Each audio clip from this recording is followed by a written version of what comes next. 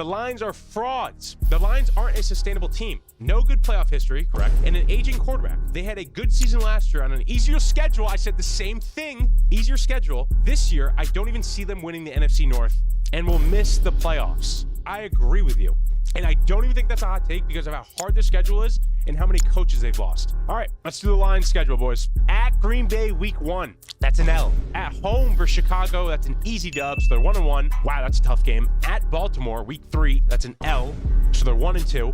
Cleveland at home, easy dub. Rocking Cleveland, 2-2. At Cincy, week 5, that's a dub. At KC, wow. At KC, that's hard. So they have a really hard schedule for the first 8 weeks.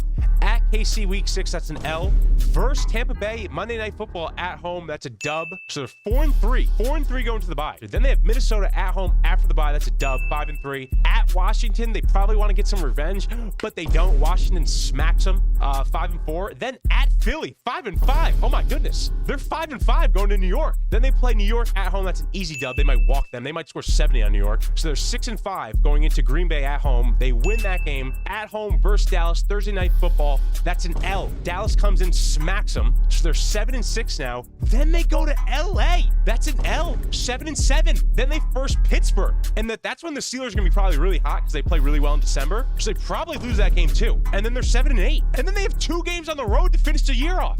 I'll say they split those games. Wow. The Lions are not making the playoffs this year. Man, they really had their window last year. They blew it. That's crazy.